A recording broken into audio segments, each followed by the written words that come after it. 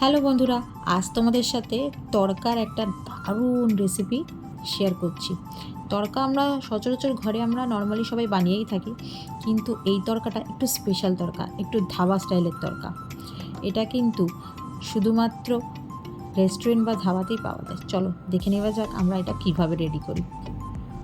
Restaurant বা ধাবাতে শুধু এক রকমের ডাল দিয়ে ওরা তড়কা তৈরি করে না, ওরা ব্ল্যাক ডাল মানে কালো উড়ার ডাল ব্যবহার করে। আমরা এটা ভালো মতো ধুয়ে নিয়ে কুকারে 3 থেকে 4 সিটি আমরা এটাকে দিয়ে সিদ্ধ করে নেব। এটা সিদ্ধ করতে গেলে অল্প করে এর মধ্যে নুন আর হলুদ দিয়ে আর অল্প করে আমরা এর মধ্যে জল দিয়ে প্রায় 2 থেকে 3 সিটি আমরা এটা লো ফ্লেমে রেখে দেব। দেখো গ্যাসের উপর দিয়ে আমি এটাকে 2 থেকে 3 সিটি এটাকে করে নিচ্ছি, সিদ্ধ করে নিচ্ছি।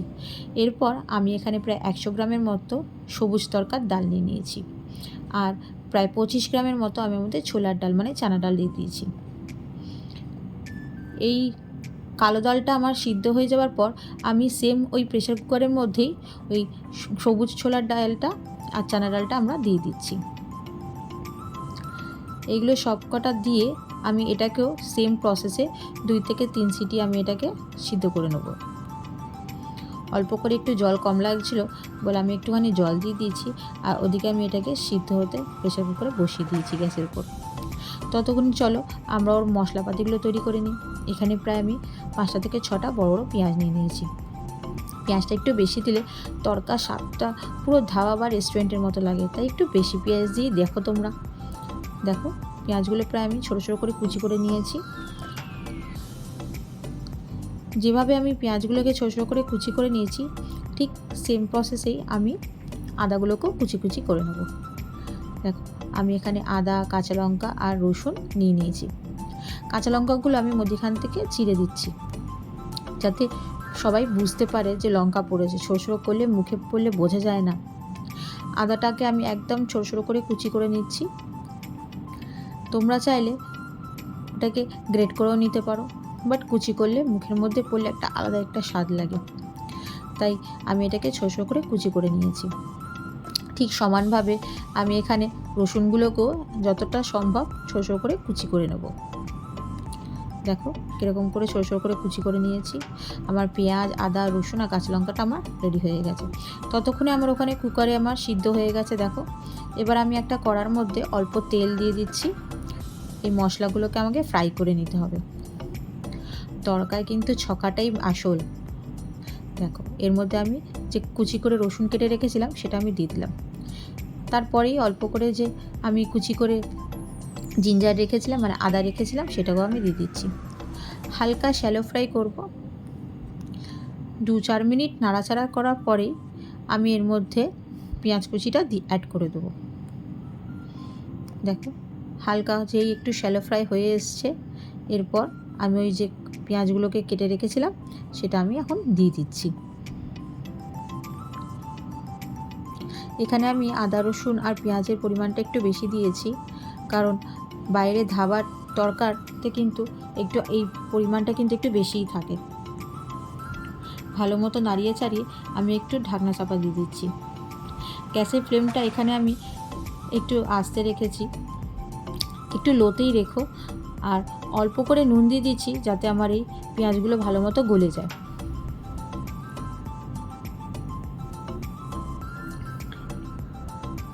তরকাটা এত টেস্টি আর এত ইয়ামি হয় তোমাদের বললে বিশ্বাস করবে না।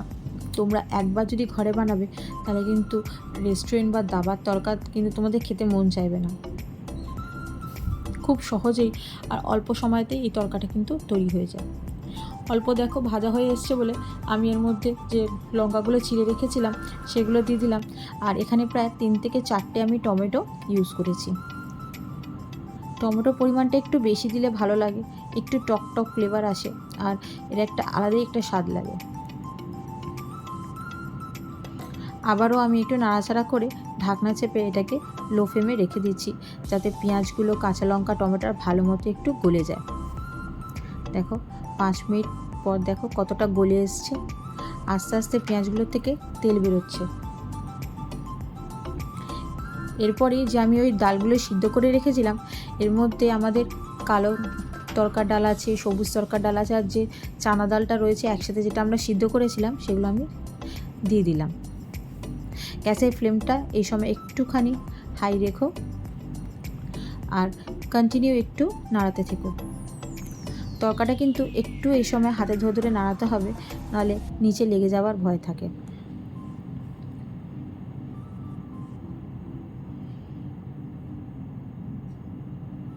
একটু নাড়াচাড়া করার পর আমি আবারও এটাকে ঢাকনা চাপা দিয়ে একটু গ্যাসের ফ্লেমটা আস্তে করে দিয়ে এটাকে রেখে দিচ্ছি। 2-4 মিনিট পর আমার মনে হলে একটু নুন কম আছে, আমি একটু নুন অ্যাড করে দিলাম। আর কাসুরি মেথি, এটা তো তরকারি একটা আলাদা একটা ফ্লেভার আনে, 2 হাতের চেটোর সাহায্যে একটু ক্রাশ করে আমি এর মধ্যে দিয়ে দিচ্ছি। একটু নাড়াচাড়া করার পরে এর মধ্যে কিন্তু ধনেপাতা দেওয়াটা কিন্তু অতি আবশ্যক। দেখো আমি এখানে অল্প করে ধনেপাতা দিয়ে দিয়েছি। আবারও ভালো মতো এটাকে নাড়িয়ে চাড়িয়ে এটাকে আমি একটু শুকাবার জন্য আমি গ্যাসের ফ্লেমটা একটু জোর করে দিয়েছি। দেখো কিভাবে টকবক করে ফুটছে আমার তরকাটা। উফ, জাস্ট ওয়াও!